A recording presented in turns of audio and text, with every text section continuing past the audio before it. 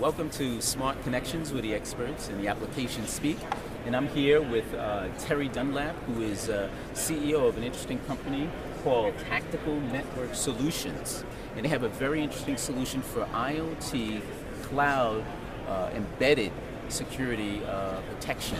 And that's the focus of our quarterly broadcast this quarter. So, hey, Terry, tell us a little bit about your solution. Sure. Centrifuge is a centrifuge security platform. It takes a compiled firmware image. Usually firmware runs most IoT devices in this world today. And it takes this compiled firmware image and actually reverse engineers the entire image into a source tree. And we actually analyze every executable binary in that image for potential vulnerabilities. And we do that through our reverse engineering process. So while most people actually compile their source code, and before the compilation they check it through source code type security tools. I remember reading through that. Yes. So that is fine, but what happens when you take that source code and you compile it with third-party libraries and other images such as device driver firmware to run your IoT device? Who's checking it after that? Before you go to production? Nobody.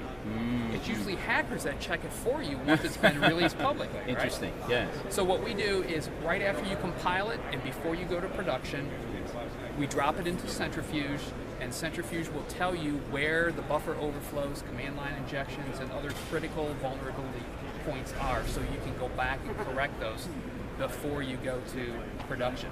Your source code might be secure, but it's the libraries that you're linking with you have no insight into, and we go into that depth to give you what you need. Now this is interesting. Now, so the listeners will understand this point, you actually take not the source code, but the compiled code, and actually check for some of the vulnerabilities. Yes, so we do not need access to source code. If we had it, we wouldn't know what to do with it anyway, because our tool doesn't understand it. I see. Well, as you know, we would like to see the application speak to us. Sure. So, why don't you show us what you got? Okay, great. All right.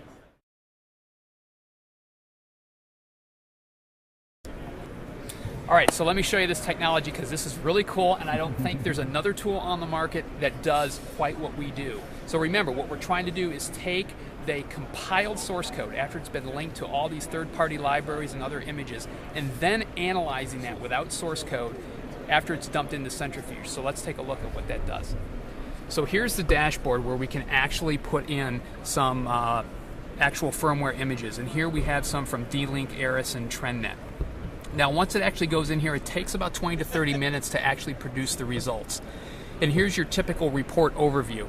Breaks out the file system, looks at identified libraries we discovered, any internal private keys that may have been mistakenly compiled in, and all of our dangerous function calls that we're going to take a look at. And this is where the meat of it actually comes in. We actually break out all of the executable binaries in this particular image, and then we rank them from high to low from a risk factor. And if they're ranked high, that's usually a good indication that a user might be able to send malicious strings or malicious commands to the IoT device and actually take it over. So here's the meat of what you really want to see. Anytime that we report the little bug icon with the little finger, that basically is telling you that this is a string that a user could submit to your IoT device and actually take it over or compromise it in some way. This is the essence of Centrifuge, taking a compiled firmware image after your clean source code has been linked with other potential libraries and other images, and we find the holes after that just before you go to production. So hopefully a tool like this will keep you out of the headlines of the next hacker attack.